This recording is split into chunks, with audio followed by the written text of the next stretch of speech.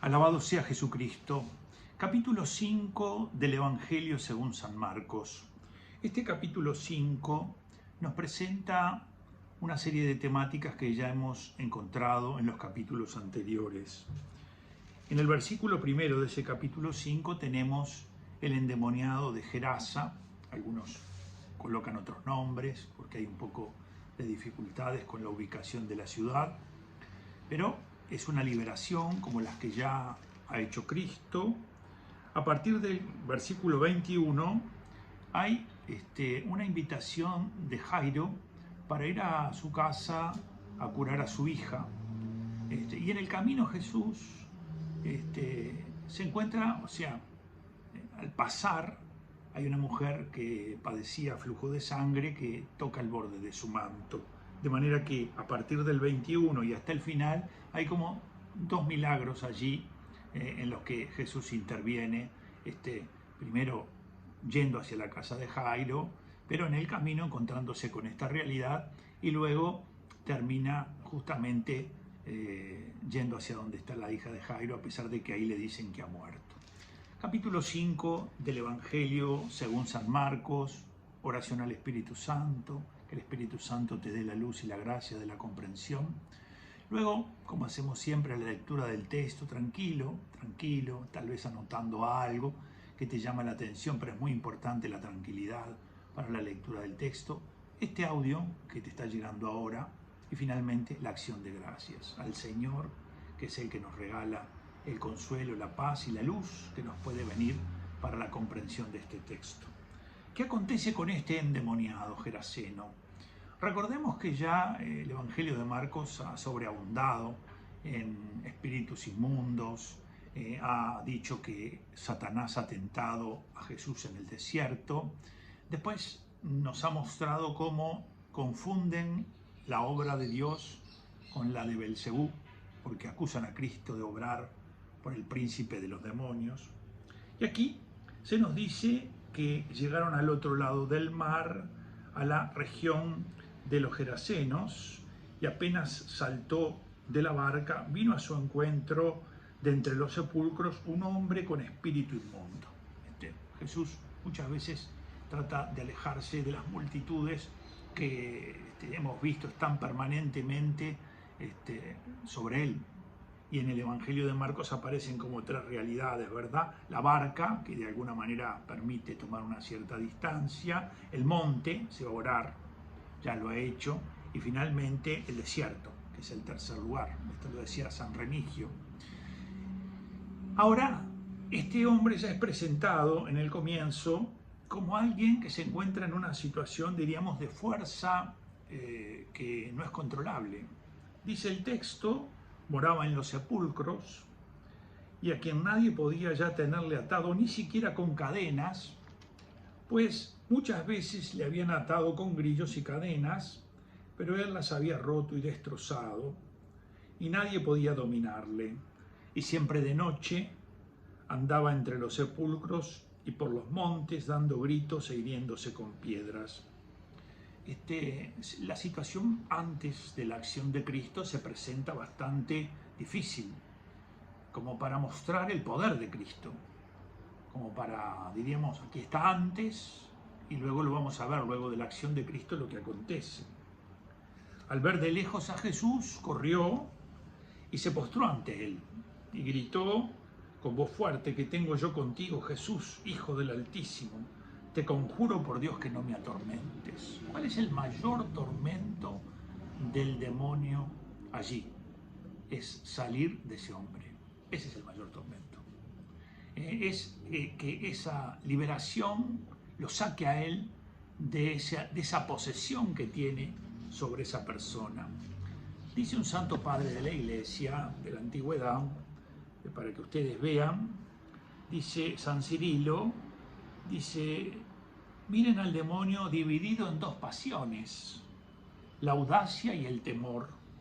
Resiste y ruega, y como intentando alguna cuestión, quiere saber qué hay de común entre Jesús y él, con lo cual viene a decir: ¿por qué me echas de los hombres cuando son míos?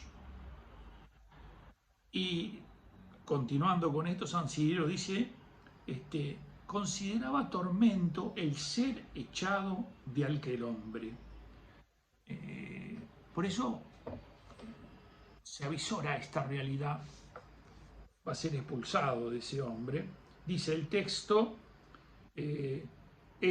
Jesús le había dicho, espíritu inmundo, sal de este hombre. Y le preguntó, ¿cuál es tu nombre? Y entonces dice Legión, porque son muchos. Había allí una gran piara de puercos que pasían al pie del monte, y el demonio, los demonios de los que han salido de este hombre, le piden ir a la piara de puercos. ¿Qué es lo que realiza Cristo con esto? Por un lado, su acción poderosa. Por otro, todos los hombres de la región ven el poder destructivo del demonio, porque lo que acontece es que cuando van hacia la piara de puercos, ellos se despeñan, es decir, ¿verdad? Van hacia las aguas, se tiran hacia las aguas y se ahogan. Entonces esto impacta en aquellos que lo ven. Dice, los que habían visto, ¿no? Ahora estamos en la fase posterior a la liberación. Al llegar, él estaba junto a Jesús, cuando llega la gente, y ven al endemoniado, al que había tenido la legión, está sentado, fíjense, caminaba por los sepulcros de día, de noche, se golpeaba, ahora está sentado, vestido, estaba desnudo permanentemente, y en su sano juicio, y se llenaron de temor cuando vieron esto. Los que habían visto les contaron lo ocurrido al endemoniado y lo de los puercos.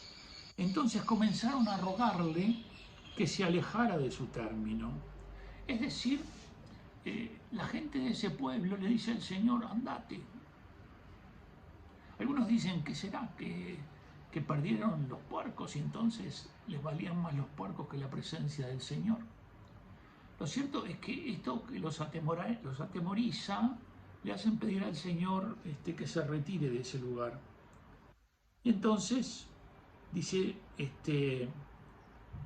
que van a la barca y este hombre liberado le pide a Jesús para ir con él. Y aquí vemos claramente algo singular. Jesús le dice que no, por lo tanto, él eligió a los que él quiso, está claro, pero a este hombre, a diferencia de lo que ha pasado hasta ahora, en lugar de decirle no le cuentes esto a nadie y cállate, le dice vete a tu casa con los tuyos y cuéntales lo que el Señor ha hecho contigo y que ha tenido compasión de ti.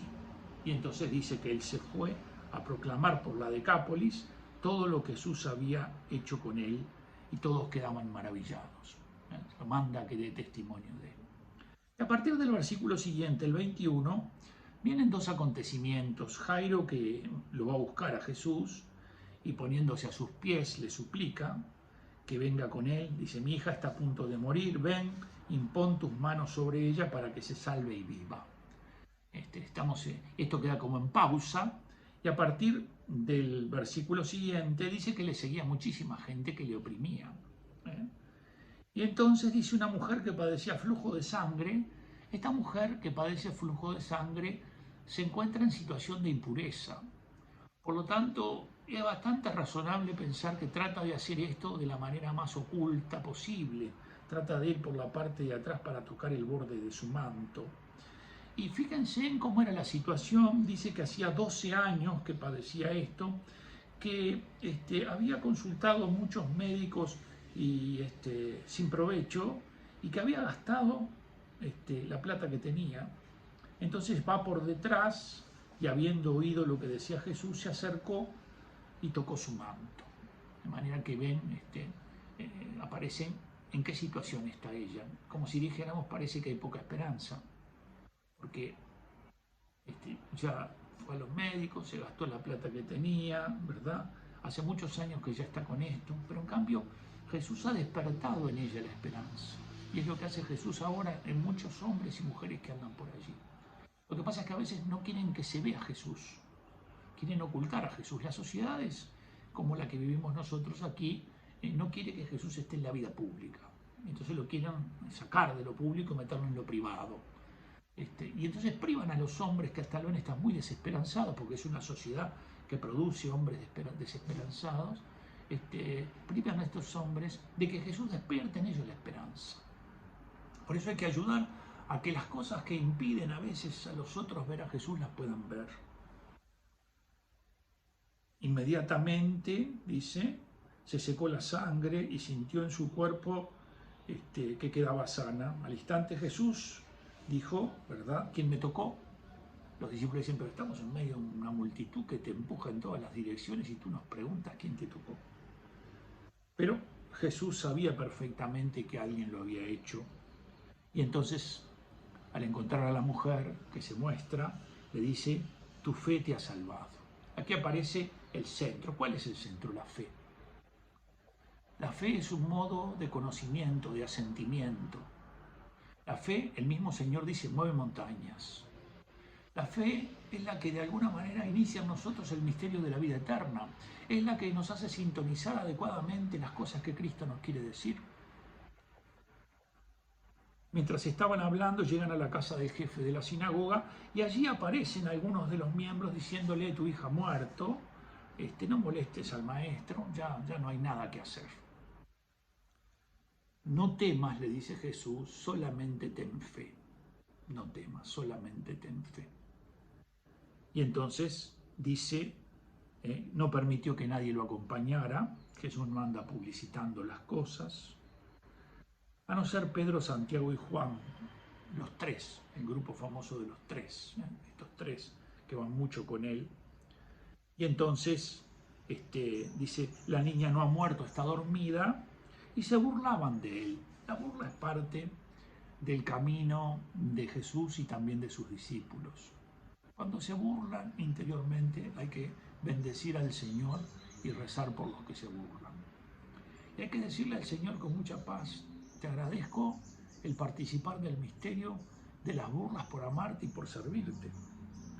Entonces dice, pero él después de echar fuera a todos, tomó al padre de la niña y a la madre y entraron donde estaba la niña y tomándola de la mano le dijo, Talita cum.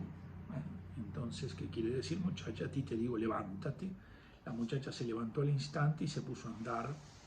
Tenía unos 12 años. Quedaron fuera de sí. Ven que aquí la expresión fuera de sí es entendida positivamente, lo que nos permite que tal vez no haya que entender negativamente aquella de que vinieron sus parientes porque estaba fuera de sí. Podría ser, pero podría no ser también. Y quedaron todos llenos de estupor. Y les insistió mucho en que no lo comentaran a nadie. Le dijo, denle a ella de comer. Jesús cuida hasta los más mínimos detalles, cuida de nosotros. Jesús tiene un gran amor por aquellos que sufren y tiene una consideración particular por los enfermos y está siempre cerca de ellos. Y por eso la Virgen es entregada a Juan como madre al pie de la cruz. Porque si hay algo que el Señor quería es que aquellos que sufren, que aquellos que están al pie de la cruz, que aquellos que están en la cruz, tengan una madre que interceda por ellos. Y siendo que la Santísima Virgen allí al pie de la cruz ve a su Hijo morir y agonizar, entonces sabe que la Virgen andará en medio de nuestras cruces, de nuestros dolores, de nuestras enfermedades. Capítulo 5 del Evangelio según San Marcos. Espero que el Señor esté consolando tu corazón como consuela el mío a medida que lo voy leyendo y dando gracias a Dios por su acción. Y yo te bendigo en el nombre del Padre, del Hijo y del Espíritu Santo. Amén.